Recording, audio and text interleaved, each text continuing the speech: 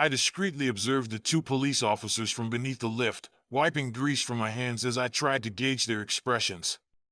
It was unusual to see officers in such high spirits, but their demeanor shifted as they drew closer. After confirming my identity, they delivered troubling news. Something had happened to my wife, Melissa. She was in the hospital, though they withheld specifics. Instinct took over, and I moved to leave immediately, but they blocked my path, pressing me for details about my whereabouts over the past 3 hours. I assured them I had been at the garage all day and suggested they verify with my mechanics, George and Lucas. However, I admitted, somewhat apologetically, that I had stepped out briefly around 10 in the morning to grab coffee for the team. One officer questioned George and Lucas while the other noted down the name of the coffee shop. Then, he asked to inspect my truck. Without hesitation, I led him outside, watching as he conducted a thorough examination before finally allowing me to go. Upon arriving at the hospital, my pulse quickened as a staff member outlined Melissa's condition: severe blood loss, emergency surgery, transfusions. The weight of it all pressed down on me, but what unsettled me most was the doctor's peculiar half-smile as he delivered the grim prognosis. It struck me as inappropriate, almost out of place. Before I could fully process everything, the same two officers approached me again, requesting another conversation. We sat in the hospital cafeteria, each nursing a cup of coffee as they probed into my marriage. I explained that Melissa and I had been together for 8 years. She had built a successful career as an attorney, always intending to have children but wanting to be fully established first. A month ago, she had made the decision to quit her job, taking some time to rest before embarking on the journey of motherhood, a final taste of freedom before a new chapter. Then came a question that caught me off guard. "What can you tell us about Mike Butler?" I frowned, confusion setting in. I don't know anyone by that name. They exchanged a glance but offered no explanation before walking away. Later that night, trusting my team to close the garage, I drove home, only to be met with an unsettling sight: detectives and forensic specialists meticulously combing through my house. One detective introduced himself and quickly summarized what they had gathered so far before repeating the officer's earlier questions, with one chilling addition. "There are a few drops of blood in the downstairs bathroom." The detective's question lingered in the air. "Any idea how they got there?" I shook my head. "No idea." Then, meeting his gaze head-on, I asked, "Am I a suspect?" He let out a slow breath, offering a non-committal response. "We have multiple leads. My colleague is speaking with Mrs. Butler." The name struck me like a physical blow. Mike Butler. "Who's Mike Butler?" I pressed. The detective hesitated for a fraction of a second before muttering a quiet apology. "I can't disclose that." As they left, unease gnawed at me. I retreated upstairs, my mind racing, my eyes scanning the bedroom as if seeing it for the first time. Memories from earlier that day resurfaced with disturbing clarity. It had been around 10 in the morning at work when my thoughts had drifted, thoughts of intimacy, of closeness. Nothing unusual. They say men think about it an average of 67 times per waking hour. After a month of near celibacy, I was definitely exceeding that number. Melissa's sudden withdrawal hadn't gone unnoticed: her mood swings, exhaustion, the air of disinterest. I had attributed it to her career shift, the looming reality of motherhood. I hadn't pushed. I understood that everything was changing for her. Fear was natural. But that morning, I had made a decision. I wanted to remind her of what we had. Spontaneity. Passion. Letting George and Lucas know I'd be stepping out for a while, I planned to surprise Melissa at home. Just as I was about to leave, Lucas asked me to test drive a car he had just finished servicing. I agreed, taking it for a quick spin before heading off. Excitement carried me all the way home, until I pulled into the driveway and spotted an unfamiliar car. A visitor. Frustration flared, but I held on to hope. Maybe it was a friend. Maybe they wouldn't stay long. Stepping inside, I called Melissa's name. Silence. Then, I heard it. A sound no husband should ever have to hear. Every hair on my body stood on end. A chill spread through me, even as my blood boiled. The unmistakable sounds of pleasure drifted down from our bedroom. Instinct took over. My hand went to my phone. At the garage, I always recorded video footage when clients brought their cars in, a safeguard against false damage claims. That same habit kicked in now. Heart pounding, I climbed the stairs, pressed record, and nudged the bedroom door open just enough to see Melissa. A man I didn't recognize. Our bed. A raw, primal rage surged through me. Every muscle in my body tensed with a violent impulse to end him right then and there. But I didn't. Instead, I forced myself to turn away, collapsing against the hallway wall, breathless and shattered. They were lost in their own world, utterly unaware of my presence. I wasn't sure how long I sat there, paralyzed by betrayal. But eventually, the sounds of pleasure faded, replaced by hushed conversation. Somehow, that was just as painful to hear. I needed space. I needed to think. Moving carefully, I slipped downstairs and sank onto the sofa, desperate to distance myself from the sights, the smells, the echoes of betrayal that still hung in the air. My heart pounded, but my mind remained sharp, working through the pain. A plan began to form. Get him out first. Confront him. Drag him outside, naked, humiliated. Then deal with Melissa. No violence. No evidence. Just swift, undeniable payback. I had the perfect tool for the job.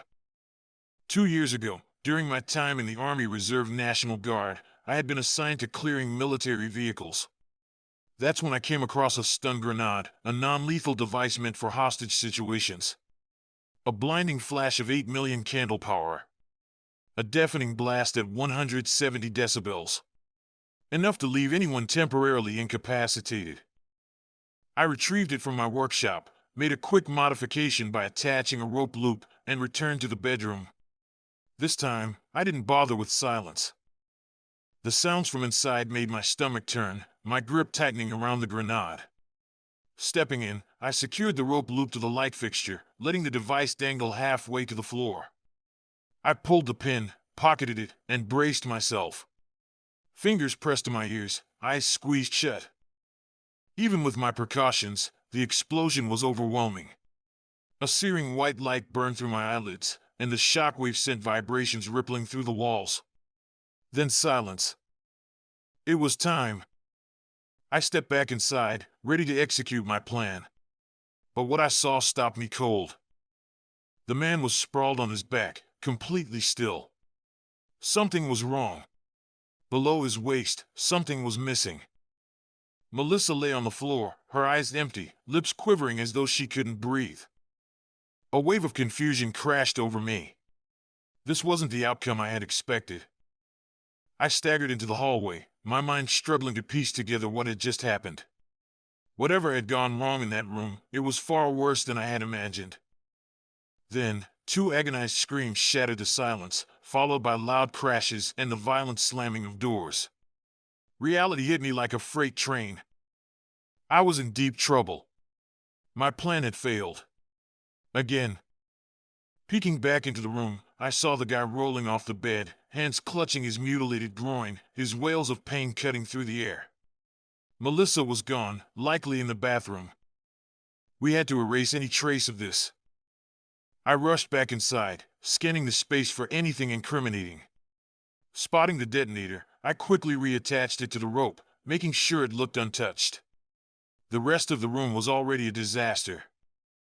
Taking a steadying breath, I turned toward the bathroom and cautiously stepped forward. I stood there, unmoved. No sympathy. No concern. I had nothing left to give.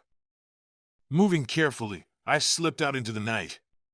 The distance between our house and the neighbors played to my advantage. Halfway to the garage, I emptied my pockets into a roadside trash can, making sure to leave nothing behind. 10 minutes later, I was back in my small work garage, breathless. My pulse hammered in my ears, my mind racing through the events that had just unfolded. I grabbed my phone and called Lucas and George, my guys. Dirty, oil-stained mechanics, but more importantly, friends I could trust. They arrived quickly, concern written all over their faces. Before they could say a word, I got straight to the point. I need you both to vouch for me for the last 45 minutes. Their answer was immediate. Of course, boss. I held up a hand. Wait. Before you say yes too fast, hear me out. I warned them that what I had done was serious. Once they knew, they might not want to be involved. I didn't even know what charges I could be facing. Jail time, maybe. I changed into my old overalls, smearing an oily rag over my hands and face, blending into the familiar grime of the garage. Then, I told them everything. George was the first to crack.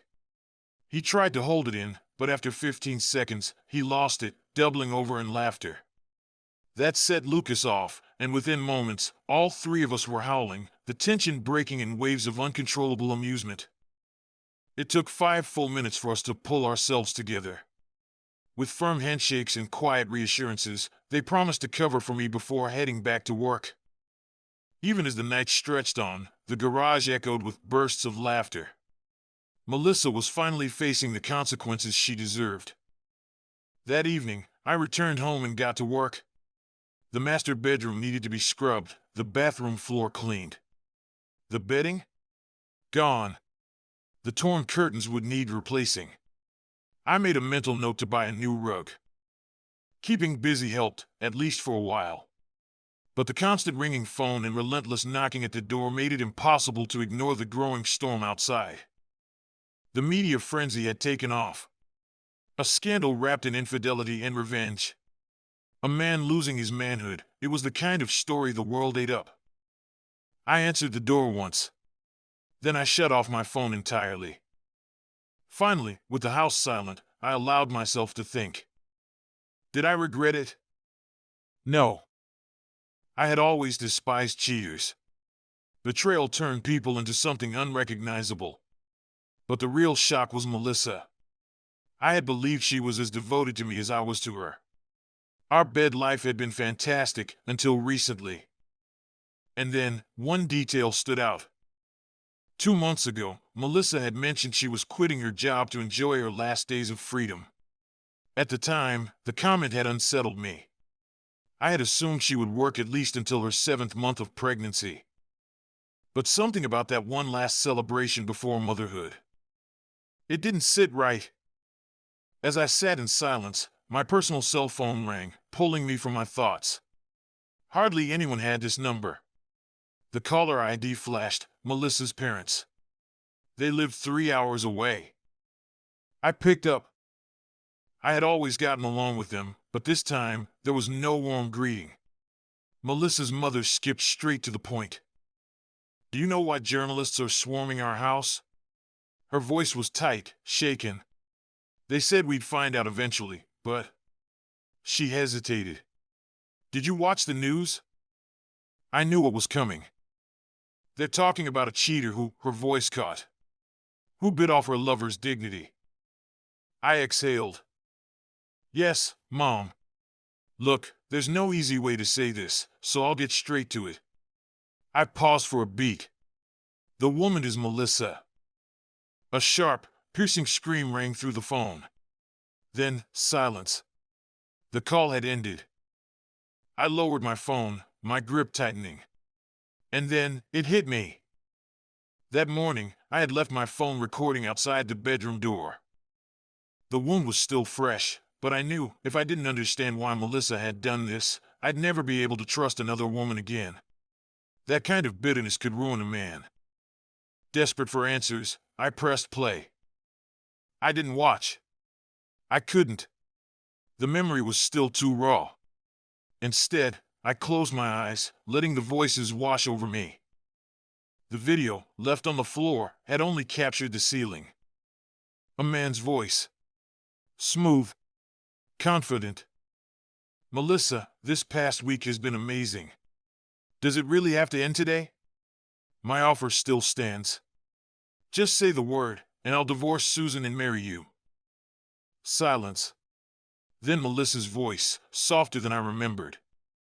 No, it wouldn't work. What kind of start is that? A marriage with a guy who left his wife and kids? A pause.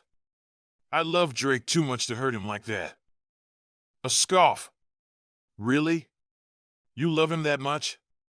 Because he's not the one lying next to you right now. Another silence. Then Melissa finally spoke. You're wrong. I love him completely. The moment I met him, I knew he was my soulmate. I want nothing more than to die in his arms, surrounded by our grandchildren. A bitter laugh. Then why are you here with me now? More silence. Then the truth. I just miss the past. Her voice trembled, as if admitting it to herself for the first time. I was a bit of a wild girl before I met Drake. I miss walking into a bar and feeling wanted. The thrill of leading a guy on and then deciding if he gets what he wants or not. A shaky breath. Lately, Drake's been deer hunting every other weekend.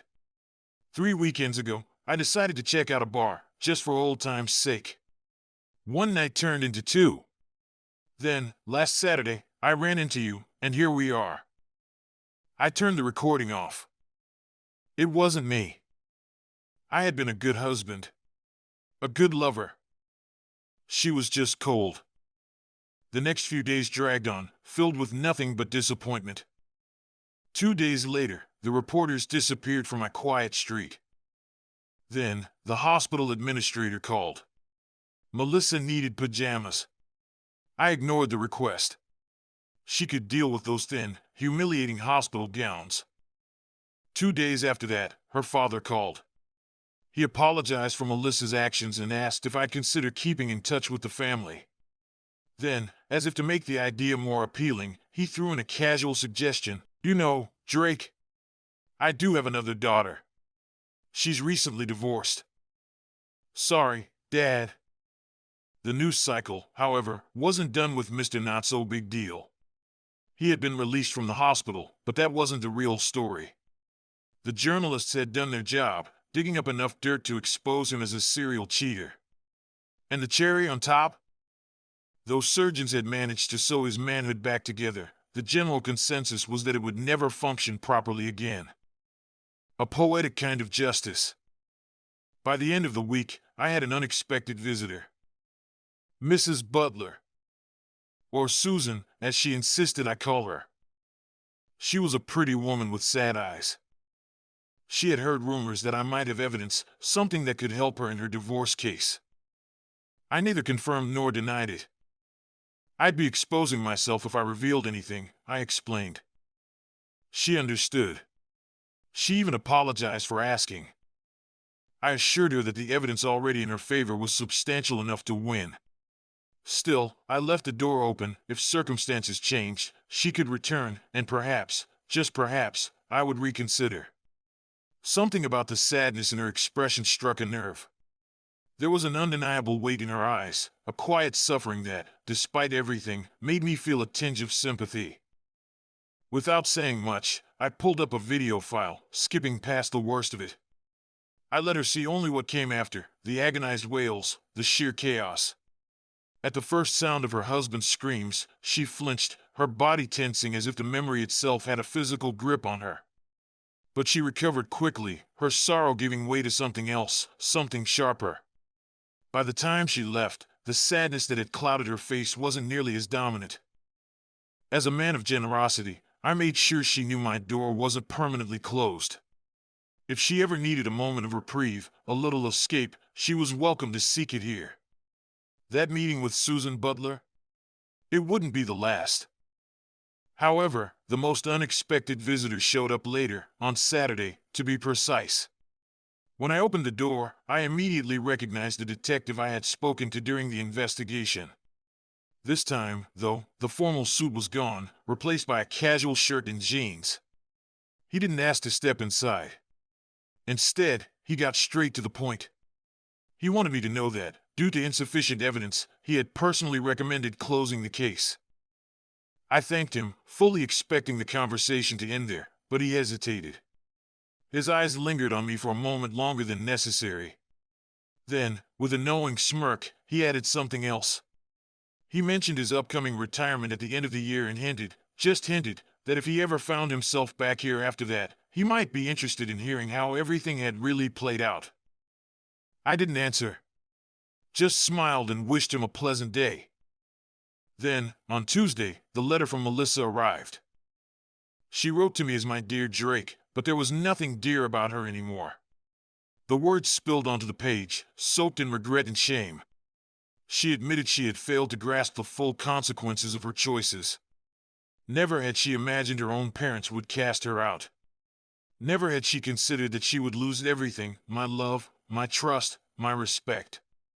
That, she claimed, was the deepest wound of all. She made no excuses, took full responsibility, and asked for nothing except, perhaps, a chance to explain. If I ever needed closure, she was willing to offer it. The doctors, she revealed, were uncertain about her ability to speak properly again. The damage was severe. Apparently, in the heat of the moment, she had done more than just bite down, she had swallowed part of her own tongue. A team of specialists was exploring an experimental procedure, some kind of stretching technique, in the hopes of restoring function. She clung to that possibility, not out of optimism, but out of desperation. Her future, she wrote, was a bleak one. No love, no children, no real hope. She knew she had no right to ask for anything from me, but if I wanted to take everything in the divorce, she wouldn't fight it. The only thing she dared to request was that I keep her on my health insurance, at least for a little while longer. She ended it with finality. A farewell. A wish for my happiness. A quiet acknowledgement that she had, indeed, destroyed what we once had. I sat with that letter for a long time. Then, in an unexpected act of generosity, I reversed my initial decision. I sent a pair of pajamas to the hospital. And now, I had a far more pressing matter to attend to. Where the hell were Mick and Lucas's numbers? Did I owe them a beer? Or expensive brandy?